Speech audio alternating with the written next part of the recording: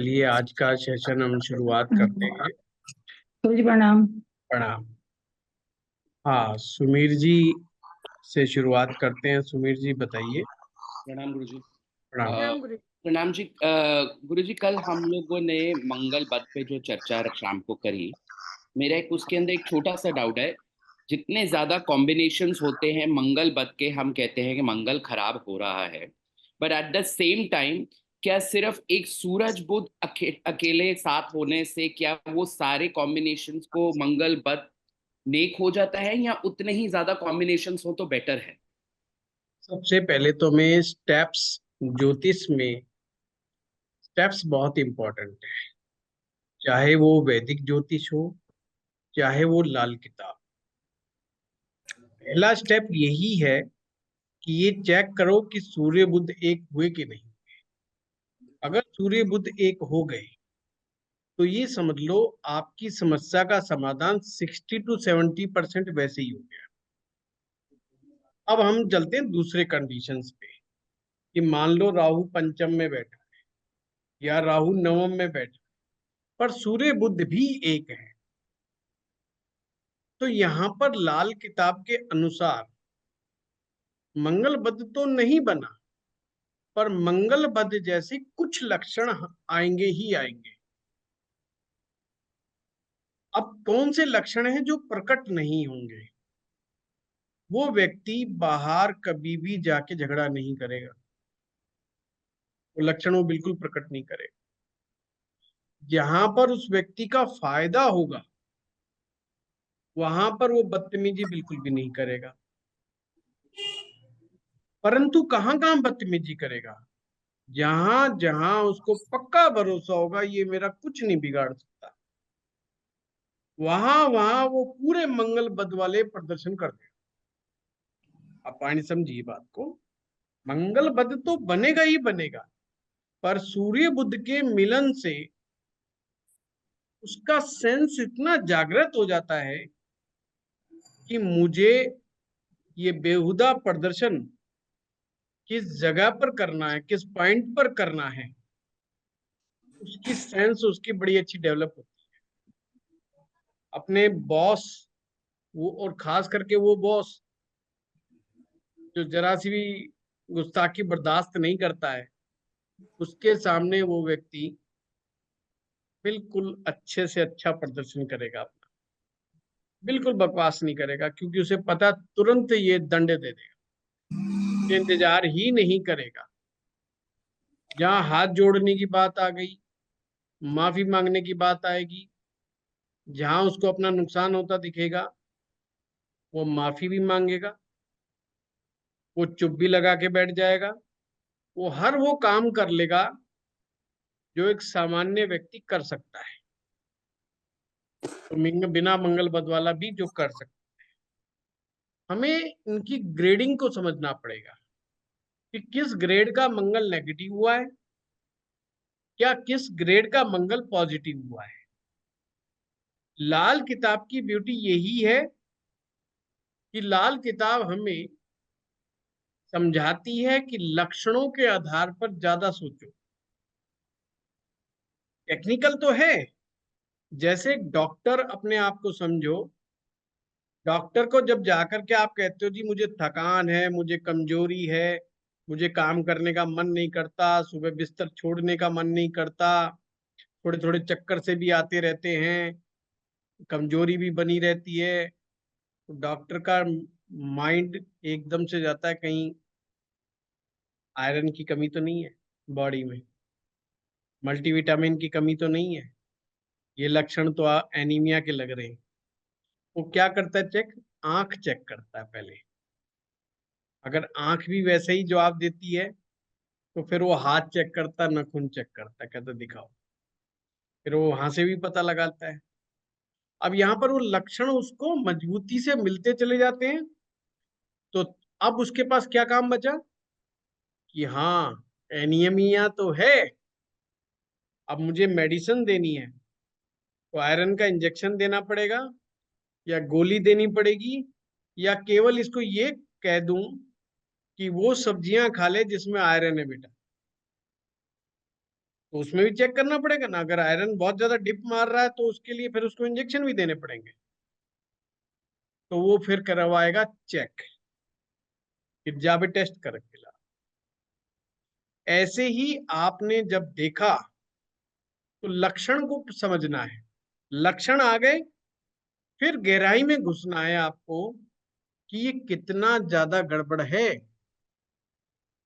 और अक्सर ध्यान रखना, मंगल बद के केस में मंगल बद वाला आदमी कभी ये कंप्लेंट नहीं करता कि मुझ में गुस्सा है। कभी नहीं कंप्लेंट करेगा कि मुझ में गुस्सा है। वो इसको दूसरे तरीके से कहेगा कि मैं बहुत सच्चा इंसान हूं, दिल से साफ सुथरा हूं, इसलिए बस मुंह पे बोल देता हूं।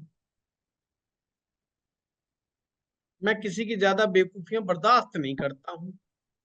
मैं बहुत ज्यादा डिसिप्लिन्ड आदमी हूं और मैं बहुत ज्यादा इमोशनल हूं। मुझे बिल्कुल भी बर्दाश्त नहीं कोई मेरे परिवार के बारे में कुछ भी कह दे। उसकी क्या हिम्मत जो मेरे परिवार के बारे में बोल देगा। तो उसके झगड़े करने के लॉजिक कितने सॉलिड होते हैं। एक बार तो सामने वाला का भी मन बेचारे का पिघल जाता है कि यार वास्तव में इसका कोई लेना देना ही नहीं है, ये तो अपनी जगह पे बिल्कुल ठीक है। अक्सर मंगल बद के तो घर वाले लेके आते हैं उसको कि बाबूजी संभालो इसको, ये क्या आइटम है। यानी कि जो साथ रहते हैं ये ना कोई वो बड़ी का परेशान काम। होते हैं कि इसने घर में कोहराम मचा रखा है। तो अक्सर ज्यादा बड़ा गड़बड़ी होगी तो परिवार आएगा।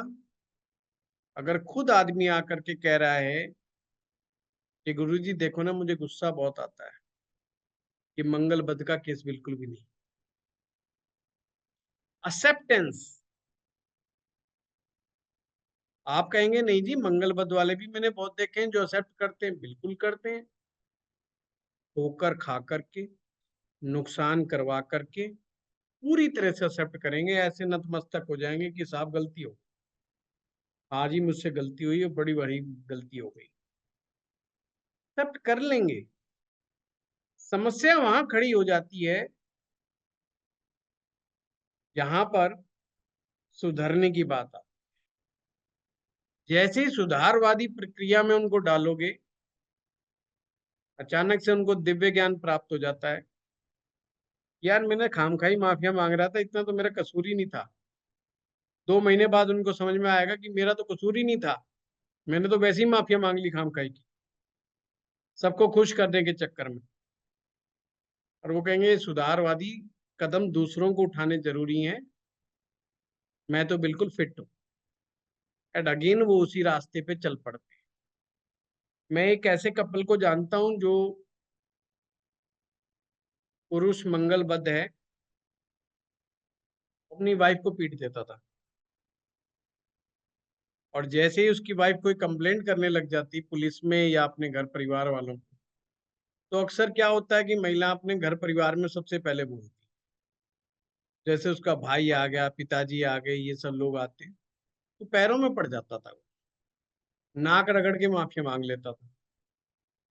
और जैसे ही वो सब चले जाते, 3 दिन तक तो बिल्कुल सही रहता हो, एकदम जैसे दिव्य ज्ञान प्राप्त हो गया हो।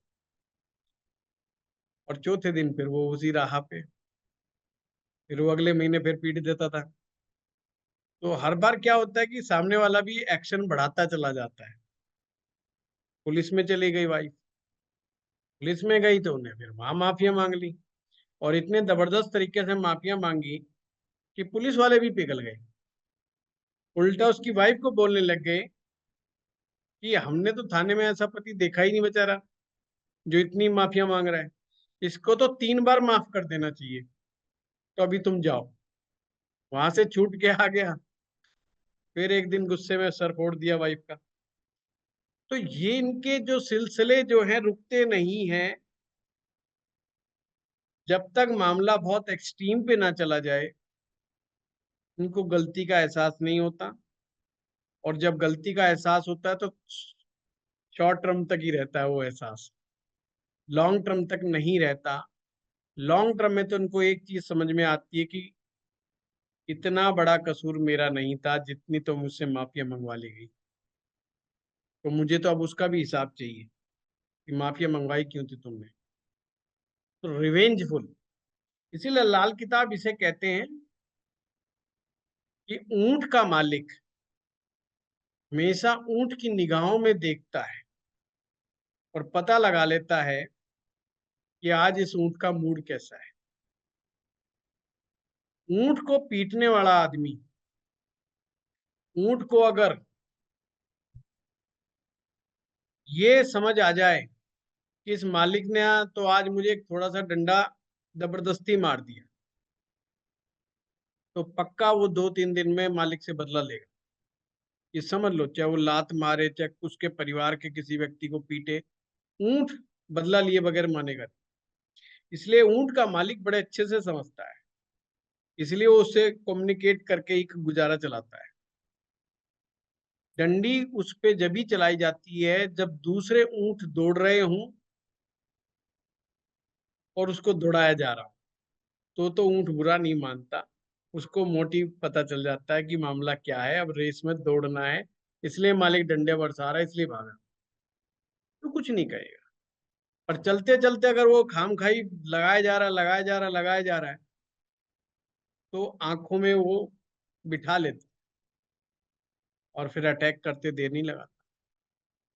तो लाल किताब ने इसको लिखा है, बस मंगल बद वही है कि जो आंखों में बिठा लेता है कि इस आदमी ने तेरे साथ ठीक नहीं किया, और वो ठीक किया कि नहीं किया उसका लॉजिक तो उसी के पास है, और वो रिवेंजफुल हो जाता है। और यही रिवेंजफुलनेस झगड़े को आगे बढ़ाने में बहुत बड़ा रोल निभाती है। मंगल अच्छा जितना अच्छा होता चला जाएगा, उसका लक्षण क्या है? उतना ही शांत, उतना ही सहनशील होता चला जाता है व्यक्ति, उतना ही ताकतवर, शक्तिशाली, और हमेशा ये सोचेगा मैं अपनी शक्ति का सदुपयोग कैसे करूं। मंगल बद को अगर एक लाइन में समझना हो तो मंगल नेक का मतलब शक्ति का उपयोग, और मंगल बद का मतलब शक्ति का दुरुपयोग। हाँ, अगर कोई उच्च अधिकारी है और उसका मंगल बद है,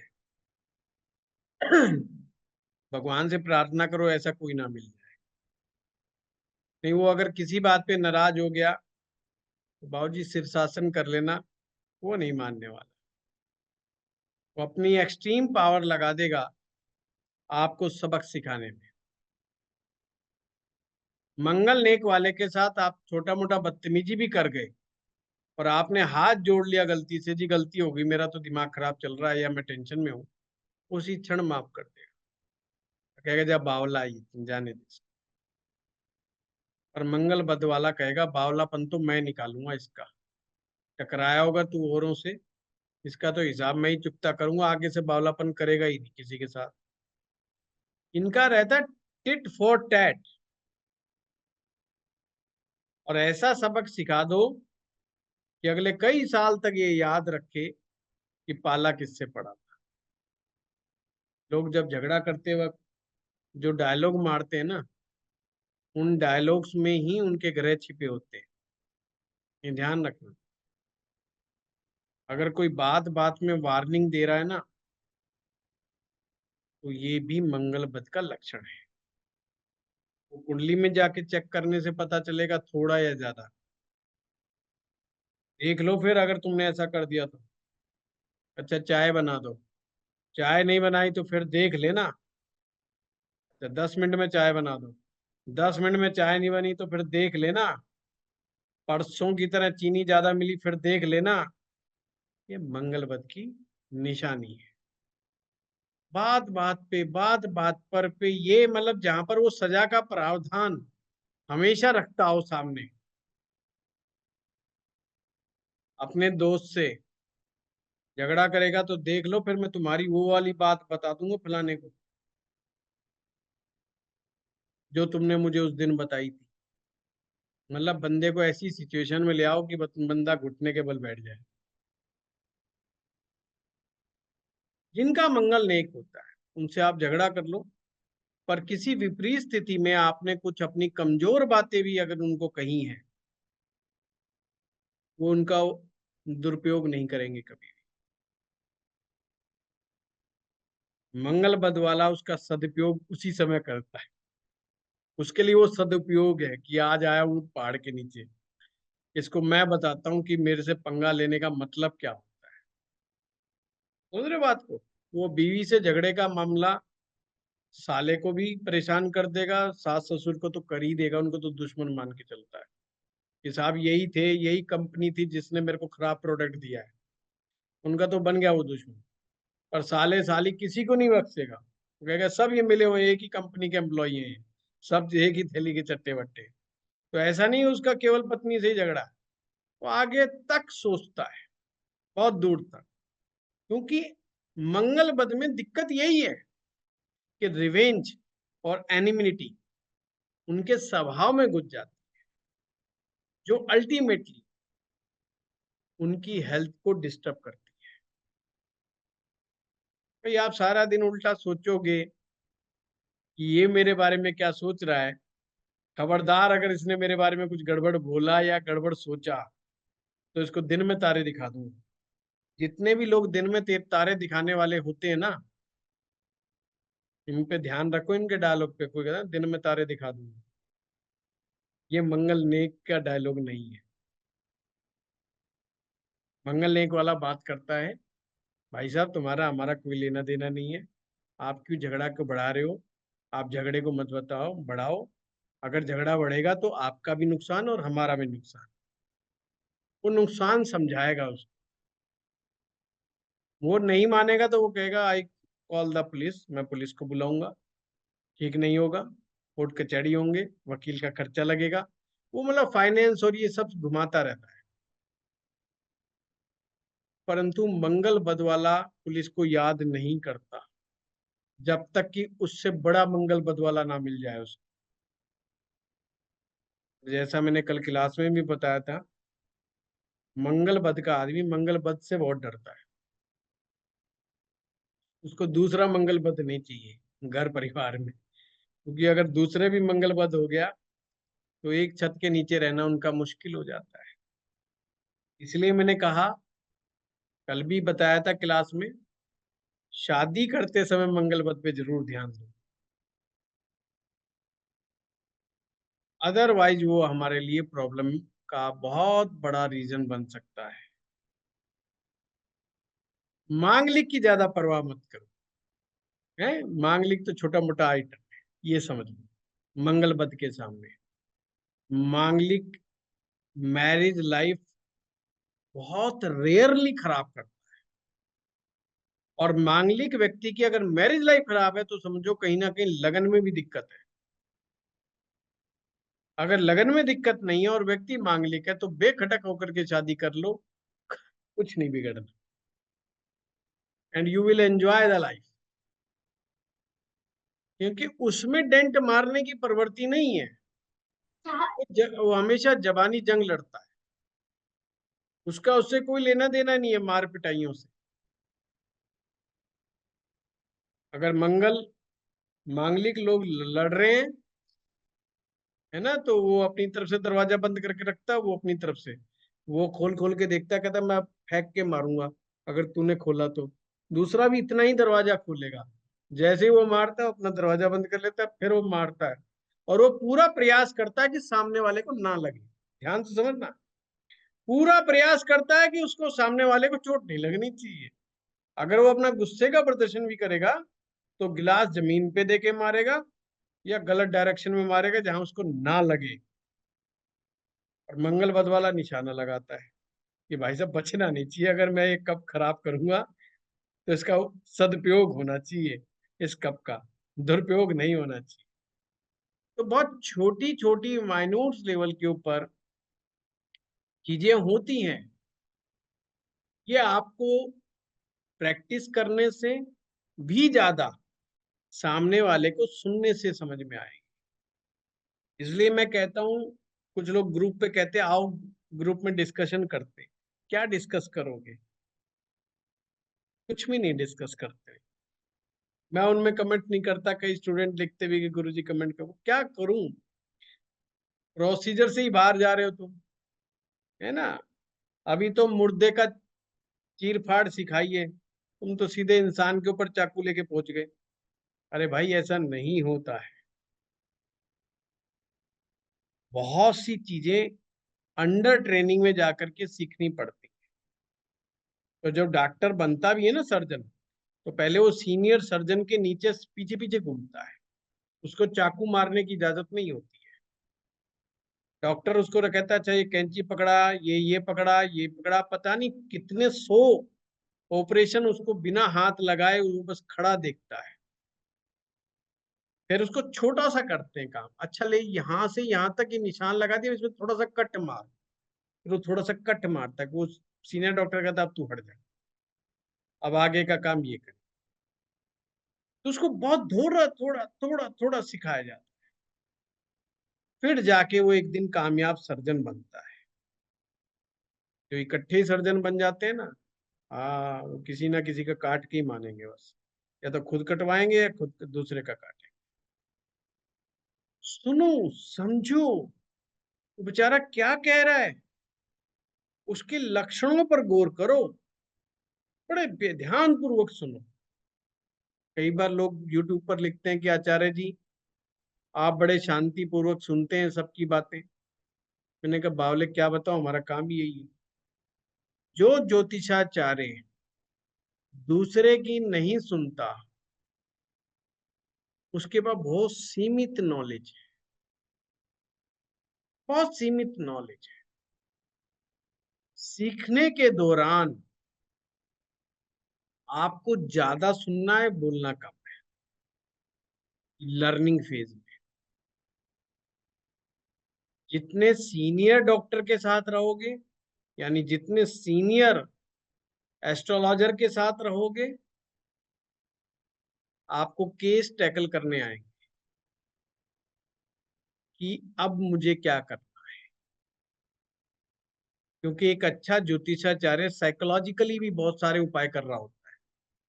उसका साइकोलॉजिकली भी कोई बहुत सारे ट्रीटमेंट कर रहा होता है।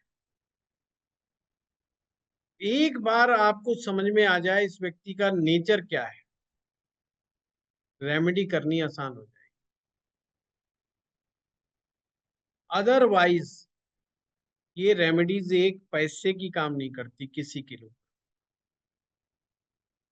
अगर मुझे कोई कहे कि पंडित जी आपने वजन कम करना है तो पार्क में रोज 5 किलोमीटर दौड़ लगाओ, जितना मर्जी प्रयास करे, मेरा लास्ट 3 दिन रहता है। चौथे दिन तो मैं अपने टांगों में दर्द कर लेता हूँ, सर में दर्द कर लेता हूँ, पेट में दर्द कर लूंगा। क्योंकि भाई साहब भागने की आदत है ही नहीं। विपरीतता का नियम बता दिया मुझे तो। मुझे तो कहीं कहीं मेडिटेशन कर लो, मंत्र जाप कर लो, फलाने तीर्थ स्थान पे चले जाओ, आई विल एंजॉय।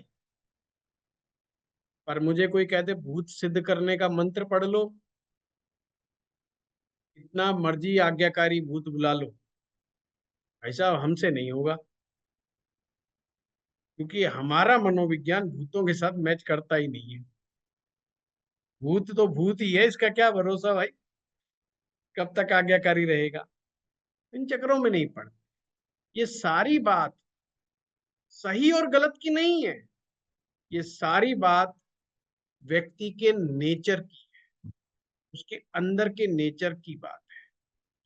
सुमीर जी को जो मैं उपाय दूं, कोई गारंटी नहीं है कि वो उपाय विशाल जी पर भी सेट बैठ जाए, और जो विशाल जी को दूं वो जरूरी नहीं कि रेणु जी पे भी सही बैठ जाए। ऐसा नहीं है। पर आम पब्लिक यही मानती है कि साहब लाल किताब खोलो, 10 उपाय लिख रखे हैं, करना शुरू कर दो। या फला व्यक्ति ने हमारे तो 50 साल की या 10 साल की कुंडली बना के भेज दी है, उसमें उपाय लिखे हुए हैं और उपाय करते रहो। मैंने कहा गुड आइडिया, ये तो हमें भी करना चाहिए। 5-5 साल, 10-10 क्या 20-20 साल की ले लो, उसमें तो मुझे एक पैसे का दिमाग नहीं लगाना। एक सॉफ्टवेयर लाना है 5-10 हज़ार रुपए का, वो लागू करना है, लड़कों को कहना है बेटा बना बना के छापते रहो, भेजते रहो।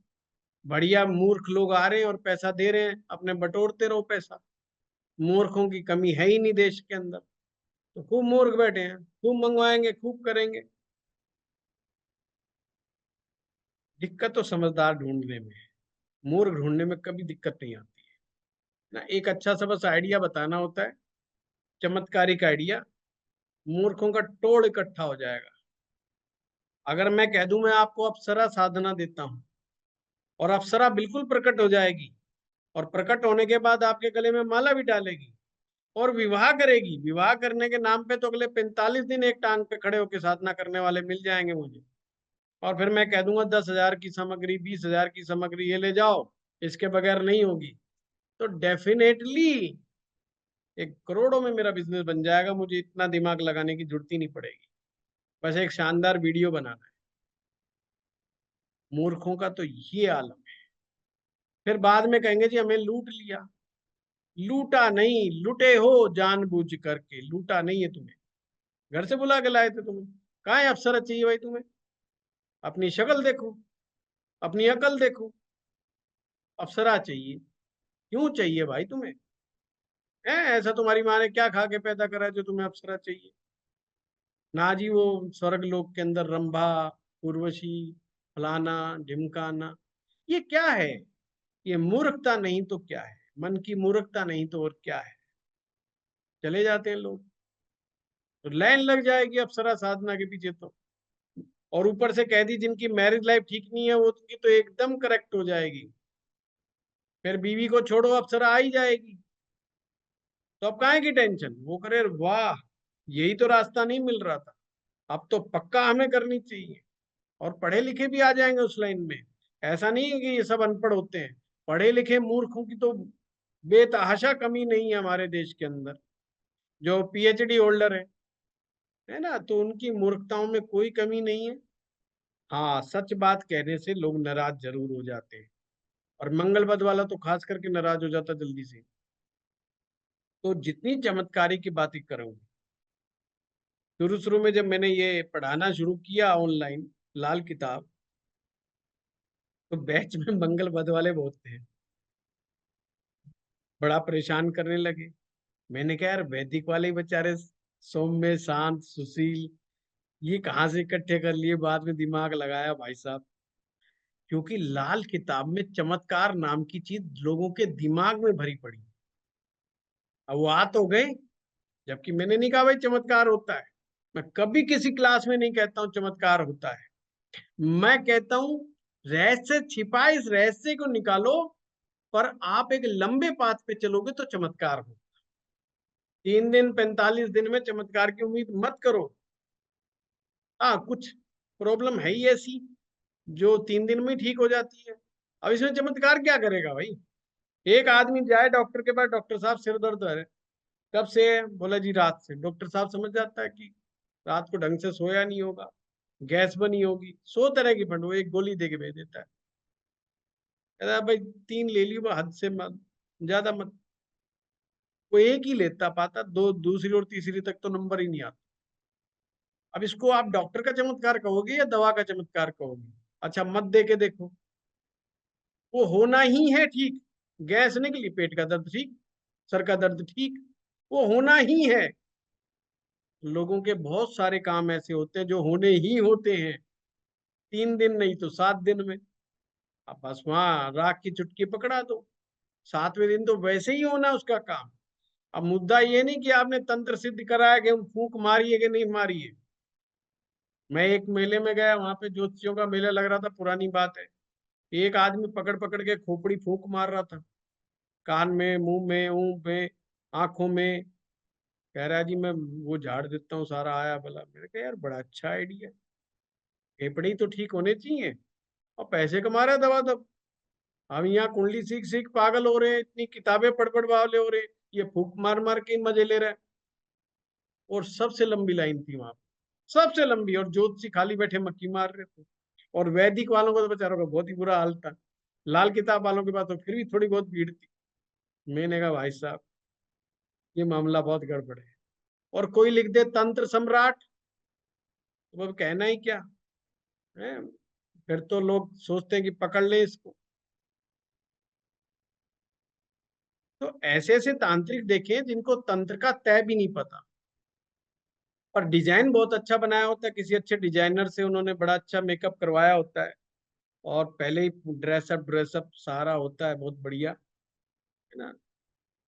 मुझे भी कई बार हमारा स्टाफ में कोई कह देता है कि गुरुजी आप भी कोई सही ढंग का कर लो, आप जो मर्जी चश्मा है वो पहन लिया, जो मर्जी कुर्ता पहन लिया, कोई ध्यान नहीं, कोई जो मर्जी चप्पल पहन के, कोई मिलने आ रहा है तो उसकी परवाह नहीं, कोई दूर से बैठा है तो कोई परवाह नहीं, कोई तिलक नहीं, कोई छापा नहीं, कोई माला नहीं, कोई मतलब है। दुनिया आपके काम से, आपके ज्ञान से बहुत प्रभावित है। अब तो मौका आ गया। लोग कह रहे हैं कि जो 15,000 ले रहे हैं, 21,000 ले रहे हैं, आपका ज्ञान उससे भी उज्जवल है। आप कहाँ चक्कर में, क्योंकि आप सही तरह से मार्केट में लॉन्च ही नहीं हुए गुरु जी। अरे भाई लॉन्च होना का है, हम कौन सा रॉकेट है जो दूसरे लॉन्च कर देंगे। खैर, मैंने कहा मुझे वो लाइफ चाहिए नहीं ना, तो उन चक्रों में मत पड़ो। मूर्खता के चक्रों में लोग बहुत अच्छे से आ जाते हैं। हमारा उद्देश्य है ज्ञान देने का, सही राह बताने का, चाहे वैदिक हो, चाहे लाल किताब हो, चाहे आपकी पामिस्ट्री हो, चाहे वो केपी हो, चाहे जेमिनी हो, चाहे मेडिकल हो, कोई हो। और अब हम जो है एक नई चीज और शुरू करने जा रहे हैं, बहुत सारे लोगों की डिमांड पर, टैरेट कार्ड रीडिंग। हाँ, नहीं मुझसे मत उम्मीद करना, क्योंकि मुझे नहीं आती है तो नहीं आती है तो नहीं आती। पर हाँ, मेरे खास शिष्य इसको लेकर के आ रहे हैं, और डाउजनिंग वगैरह जो घुमाने वाला वो सब हैं। तो मेरे शिष्य, मैंने शिष्य शब्द हर एक के लिए यूज नहीं करता हूँ, स्टूडेंट बोल देता हूँ। शिष्य बहुत बड़ी बात होती है मेरी निगाह में।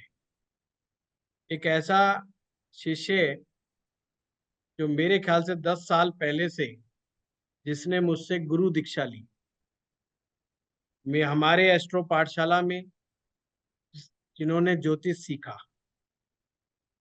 और कॉरपोरेट के अंदर बड़े अच्छे लेवल के ऊपर बड़े अच्छे अच्छे पदों पर काम किया, बड़े समझदार, बड़े सुलझे हुए। आप में से बहुत सारे लोग तो उन्हें पहचान जाएंगे, क्योंकि आप ही के साथी रहे। इन्होंने वैदिक ज्योतिष, लाल किताब, न्यूमरोलॉजी, वास्तु, कई चीजें और सारे कोर्स एस्ट्रो पाठशाला से ही किए हैं। हमारे मंजीत कौशल साहब, अब हम उनको कह रहे हैं कि अब आप अपना जो टैरेट कार्ड रीडिंग का कोर्स है वो लेकर के आए। बहुत सारे लोग कह रहे थे कि टैरेट कार्ड लेके आओ, और मेरे बहुत सारे स्टूडेंट टैरेट कार्ड रीडिंग करते हैं। बट मुझे जब तक कोई जज नहीं जाता ना, तो मैं फिर उस प्लेटफार्म का इस्तेमाल करने नहीं देता हूँ। कोई इंटरव्यू देना चाहे स्टूडेंट, वो एक अलग बात। उसके लिए हमारा एक यूट्यूब चैनल है, स्टूडेंट्स के लिए बनाया हुआ है। मैंने अपने स्टाफ को बोला हुआ है, कोई स्टूडेंट्स कोई टॉपिक तैयार करता है अच्छा सा ज्योतिष के ऊपर, या न्यूमरोलॉजी पे, या वास्तु पे, तो हम उनको मौका देंगे। ये मेरा शुरू से ही, आज का नहीं है ये मेरा नेचर। ये ऐसा नहीं कि हमने कोई नया कोई शिफ्ट लिया हो। मैं एस्ट्रो पाठशाला में मैक्सिमम एक मनोज कुमार भंडारी जी को छोड़ करके सभी जो है हमारे स्टूडेंट्स होते हैं उन्हीं को हम आगे लेके जाते हैं। पर मैं नेचर को, उनके स्वभाव को, उनके अंतर मन को जब तक ना समझ लूं, मैं प्लेटफार्म का सहारा नहीं लेने देता किसी को। मंजीत जी को, मंजीत जी के पूरे परिवार को मैं दसियों साल से जानता हूँ, आज से नहीं। और बड़े लंबे समय से हमारा इनका एसोसिएशन रहा है, और गुरु शिष्य का एक प्यारा सा संबंध रहा है। तो मैं मंजीत कौशल जी को कहूंगा कि मंजीत जी कब से आपका कोर्स आ रहा है, दो बातें कहें, फिर मैं बाकी लोगों के क्वेश्चन आंसर दूंगा, जब तक पानी पीता हूँ मैं। थैंक यू गुरु जी, आपके आशीर्वाद के लिए और आपके विश्वास के लिए, है ना। अ, जैसा आप तो आपने कहा, कई लोग होंगे जो पहले से मुझे जानते हैं, है ना। एंड गुरु जी ने जैसा बताया, मैं काफ़ी टाइम से गुरु जी के साथ जुड़ा हुआ हूँ, है ना। और शायद मैं एक ऐसा स्टूडेंट हूँ जो ऐसा घर का बच्चा होता है जो अ, घर से बाहर जाता है, देखता है दुनिया, फिर वापस आता है। मैं भी ऐसा ही रहा हूँ, स्टूडेंट गुरुजी का। मैं गुरुजी से लगातार जुड़ा भी रहा हूँ, लेकिन गुरुजी के अलावा भी मैं इधर उधर जा करके वापस गुरुजी के पास पलट के आता रहा हूँ, राइट। और उन्होंने हमेशा मेरा विश्वास रखा है, मेरे को हमेशा सही मार्गदर्शन दिया है। और आज भी मैं उनका थैंक यू करना चाहूँगा। उन्होंने इस टॉपिक पे मुझे अपने साथ जुड़ने का मौका दिया है, जो कि ऑब्वियसली फर्स्ट टाइम एस्ट्रो पाठशाला में हम लोग करने जा रहे हैं। टैरो कार्ड्स आप लोग जानते होंगे, कई लोगों ने इस्तेमाल भी किया होगा, लाइक एनी अदर टूल जो हम यूज करते हैं प्रिडिक्शन के लिए, फ्यूचर जानने के लिए, अपने सवालों के जवाब जानने के लिए। टैरो कार्ड रीडिंग और पेंडुलम डाउजिंग, ये दो भी ऐसे ही टूल हैं, है ना। ऑब्वियसली ये हमारे यहाँ के टूल नहीं है, हालांकि पेंडुलम डाउजिंग जो है वो फिर भी उसका कहीं लिंक हमारे हिंदुस्तानी सनातन सभ्यता के साथ जरूर जुड़ा हुआ है। बट टैरो कार्ड्स ऑब्वियसली वो इंडियन नहीं है, इंडिया के बाहर का टूल है। लेकिन हैविंग सेड सो, बाहर का है लेकिन बहुत इफेक्टिव टूल है। और लाइक एनी अदर टूल, हर टूल का अपना प्लस माइनस होता है, हर टूल का अपना एक इस्तेमाल करने का तरीका होता है। टैरो कार्ड्स का भी अपना एक तरीका है।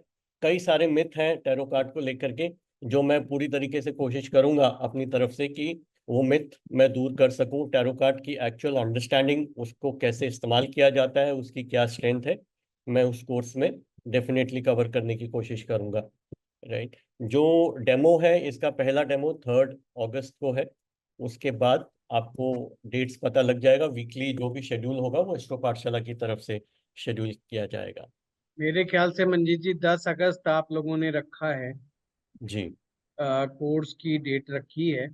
जी। और 3 तारीख को आप सभी लोग टैरेट कार्ड के बारे में समझने के लिए, ये डेमो बिल्कुल फ्री होगा, इसको आप 3 अगस्त को ज्वाइन कर सकते हैं। Thank you Manjeet ji thank आपके यू। लिए। और आपने पूरी एस्ट्रो पाठशाला की परंपरा को निभाया है। हमारे कहने पर इन्होंने काफी ज्यादा क्लासेस रखी हैं और बहुत कम प्राइस रखा है। जैसा हमारी परंपरा है, ज्यादा देना है कम प्राइस में, वही कार्य मंजीत जी ने भी किया है। तो आप लोगों को उसके बारे में सारा पता लग जाएगा। चलिए अगले क्वेश्चन को हम चलते हैं। सुनीता शर्मा जी। प्रणाम गुरु जी। प्रणाम। गुरु जी, मुझे 2 क्वेश्चन पूछने हैं।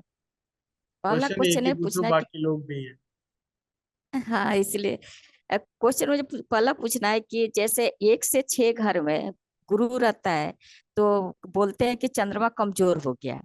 यदि चंद्रमा अच्छे भाव में, 9वें भाव में बैठा है और उसके बुनियाद में सूर्य बैठा है पंच, तो फिर भी कमजोर मानेंगे उसे?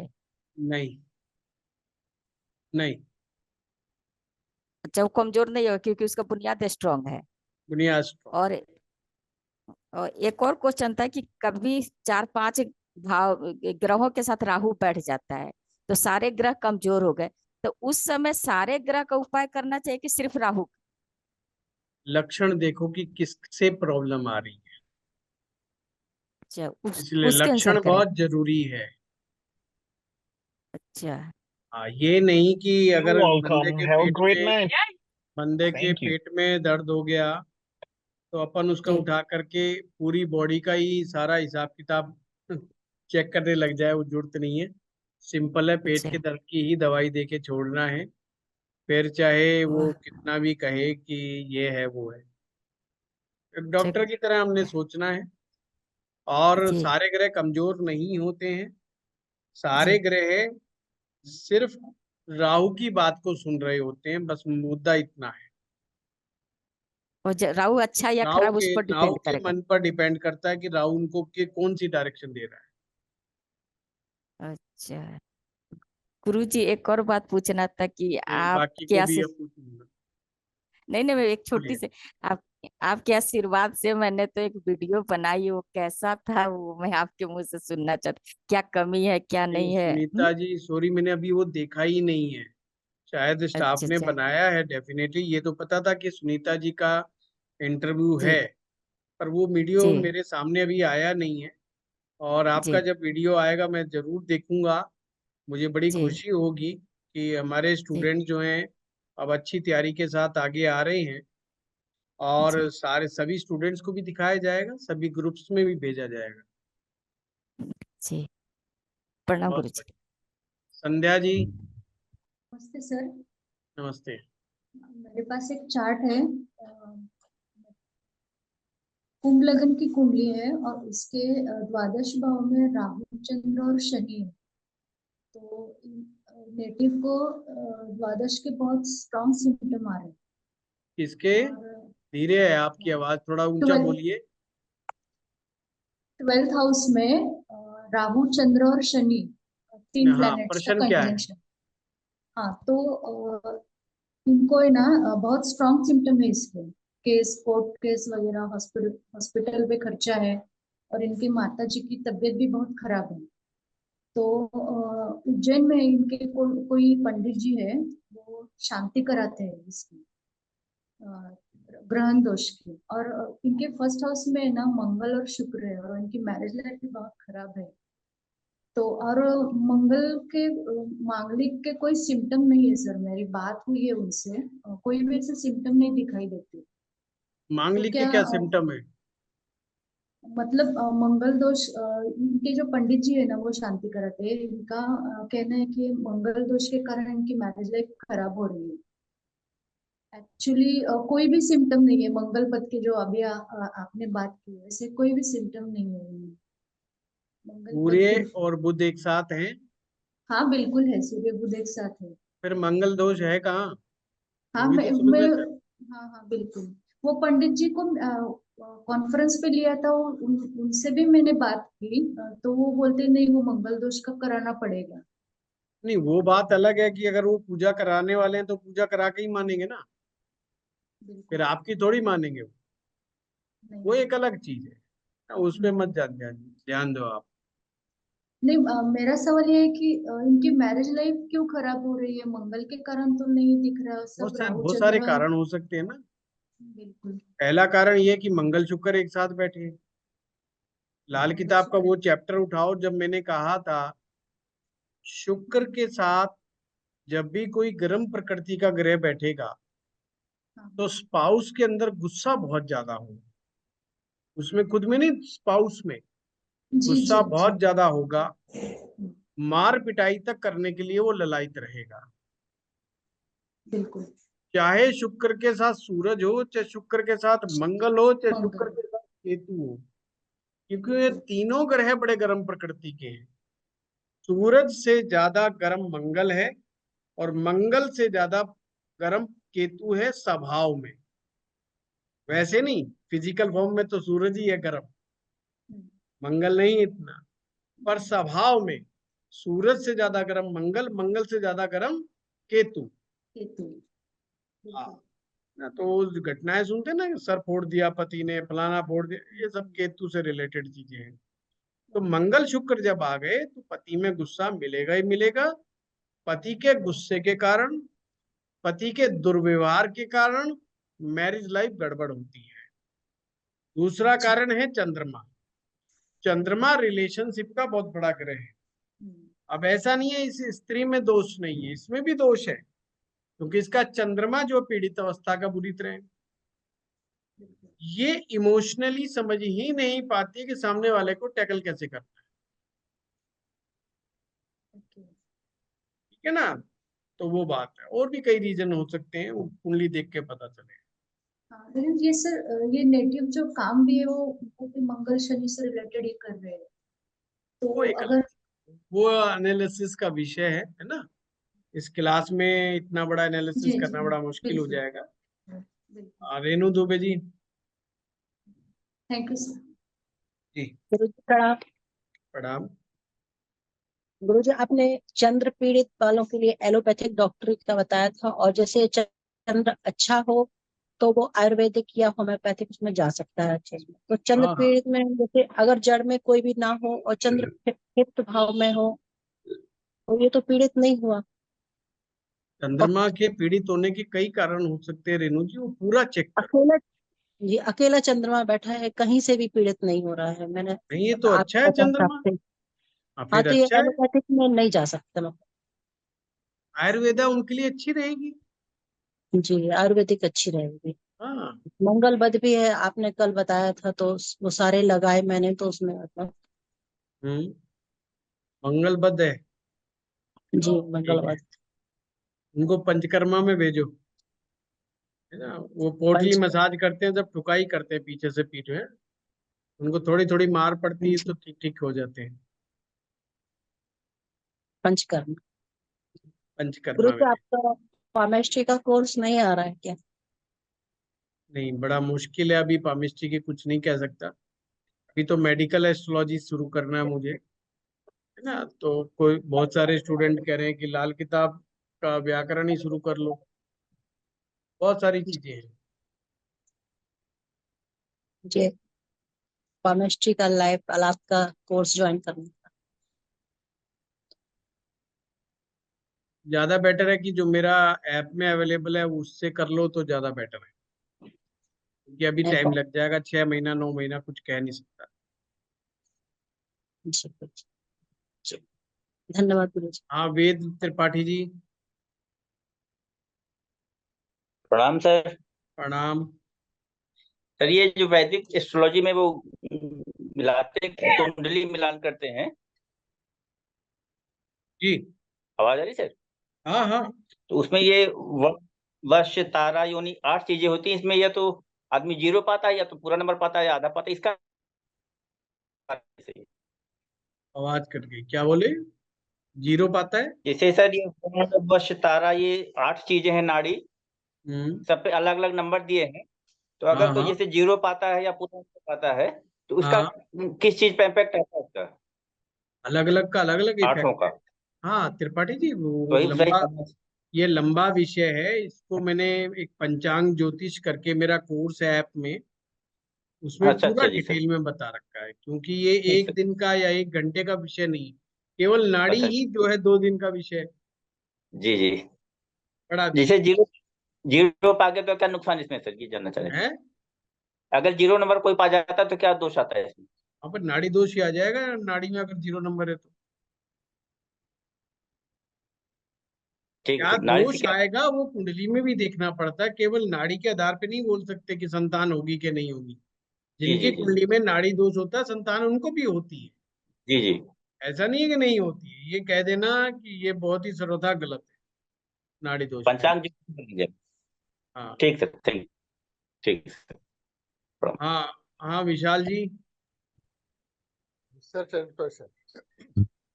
सर अगर एक तुला लग्न की कुंडली है तो उसमें शनि जो है वो केंद्र और त्रिकोण दोनों के मालिक हैं। हम्म। और शनि की महादशा भी चल रही है अभी व्यक्ति की। ठीक है। और अंतरदशा चल रही है जुपिटर की, गुरु की चल रही है। ठीक और है। गुरु अपने से नवम बैठा हुआ है। ठीक है। तो इस केस में तो शनि और गुरु दोनों को जॉब में मतलब ये बच्चे ने अभी अभी जस्ट ग्रेजुएशन इंजीनियरिंग से कंप्लीट करी है। ठीक तो है। इसको तो जॉब मिलने में काफी सहायता मिलनी चाहिए, पर नहीं नहीं मिल रही है। तो हम इसको कैसे? नहीं नहीं, विशाल जी, सहायता नहीं मिलेगी। तुला लगन है, तुला लगन के अंदर गुरु जो है तीसरे का और छठे का मालिक है। अच्छा सर। अब इस अंतरदशा में भी ऐसा प्रत्यंतर ढूंढो जो शनि का मित्र हो, जैसे बुध है, शनि खुद है, राहु है, तो वो जो है वो जॉब लगा। पर जुपिटर भी तो सर खुद से नवम बैठा है, तो नहीं, वो हेल्प नहीं करेगा? अच्छा। जुपिटर का उल्टा उपाय करो, उसको शांत करो। शांत करें, ओहो। अच्छा। शुक्र के लग्नों में गुरु पापक होते हैं और गुरु के लग्नों में शुक्र पापक होते हैं। अच्छा वैदिक ज्योतिष का बड़ा प्यारा सूत्र। सर, इसी कुंडली में जो शुक्र है, शुक्र लग्नेश हुए, तो लग्नेश जो है वो अष्टम में बैठे हैं। तो अष्टम में बैठने से एक तो थोड़ा खराब है, लेकिन अष्टम उनकी स्वराशि हुई लग्नेश की। तो एक तो स्वराशि में है, दूसरे वक्री हैं, और तीसरे वर्गोत्तम भी हैं। अब इसको कैसे, टोटल को कैसे फलित समझे? लग्नेश का अष्टम में जाना उचित नहीं, और वो वक्री हो गया, सौग्रही हो गया और और वर्गोत्तम वर्गोत्तम। हो गया। अब वर्गोत्तम जो हुआ है उसको ये देखो कि D9 चार्ट के अंदर वो केंद्र में है या त्रिकोण में। अगर D9 केंद्र चार्ट या त्रिकोण में है तो ठीक हो गया, और केंद्र त्रिकोण में नहीं है तो फिर गड़बड़ हो गया सारा। त्रिकोण में है सर, पंचम फिफ्थ हाउस में है। फिर ठीक है, ताकत है उसमें, बल है, अच्छा, बल है, तो मतलब ये, धन बहुत कमाएगा। अच्छा अच्छा। तो लेकिन इसमें सर, जैसा आपने बताया कि अभी हमको कोई ऐसा प्रत्यंतर ढूंढना है जिसमें शनि का कोई मित्र हो, उसमें हमें कोई, और सर गुरु को आपने बोला शांत करें, वो उसका क्या, कैसे शांत गुरु करें? के रेमेडीज, गुरु के दान पुण्य। चलिए मैं आज यहीं पर समाप्त कर रहा हूँ, मेरे पास कोई आ गए हैं तो इसलिए due to the urgent reason. हाँ वो प्रणाम गुरुजी। प्रणाम गुरुदेव। प्रणाम गुरुजी। बंद कर। प्रणाम गुरु जी। प्रणाम प्रणाम प्रणाम। गुरुजी। हाँ, गुरु जी।